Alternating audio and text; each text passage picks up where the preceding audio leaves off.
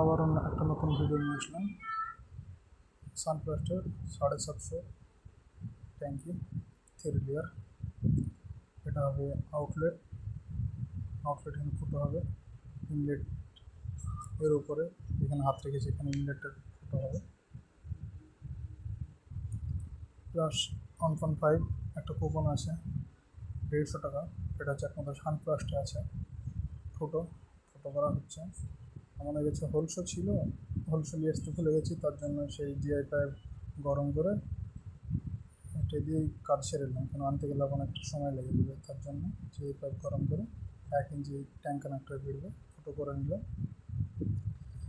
GI pipe দিয়ে মানে একটু সুবিধাও তাড়াতাড়ি হবে, কারেন্টও তাড়াতাড়ি হবে, কিন্তু জিআই পাইপ অপশান ছিল না, তার জন্য জিআই পাইপ দিয়ে ফুটোটা করে নিলাম। ফুটো করা কমপ্লিট হয়ে গেল।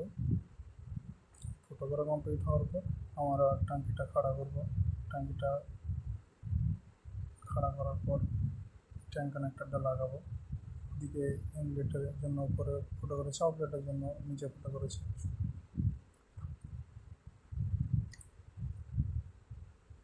এক ইঞ্চি ট্যাঙ্ক কানেক্টর লাগানো হচ্ছে। ট্যাঙ্ক কানেক্টরটা ভিতরে মানে পাশে উপরে ট্যাফলন দিয়েছি, প্লাস হালকা সলভেন্ট দিয়েছি, যেন ছোটোখাটো মানে লিক টিক যেন না করে, তার জন্য ট্যাঙ্কারটা দিয়ে দিলাম। এবার মানিগুলো দিয়ে ট্যাঙ্কিটা কষে নিব।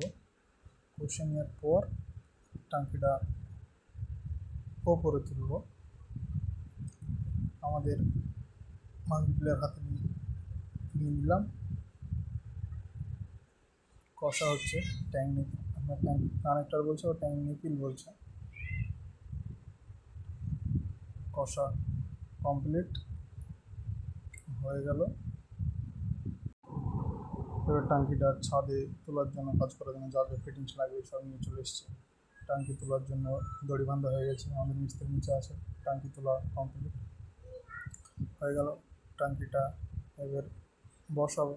3 ফুটের হাইটে কী করেছে, মানে স্ল্যাব তুলে 4টা পিলার করে স্ল্যাব উপরে রেখেছে। ওর উপরে রাখবো ট্যাঙ্কিটার উপরে রাখলে একটু পানিটা প্রেশারটা পাবে মোটামুটি।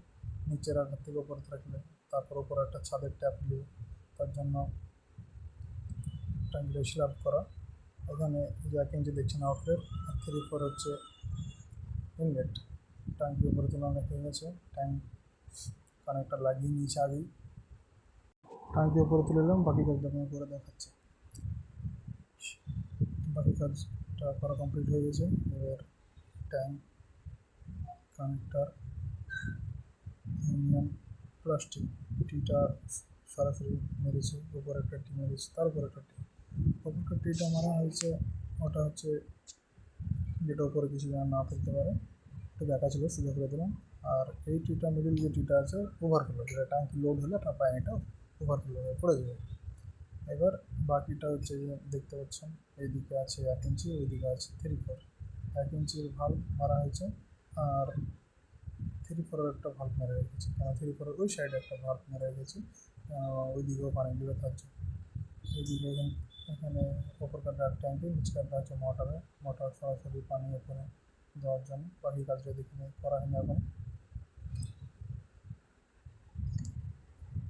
বাকি কাজটা করে তারপর মোটর রানিং করবো।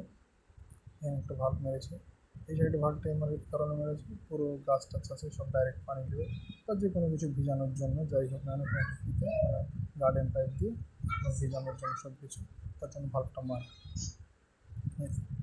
আর এই পাশে একটা আছে মোটরের বা ট্যাঙ্কির জন্য।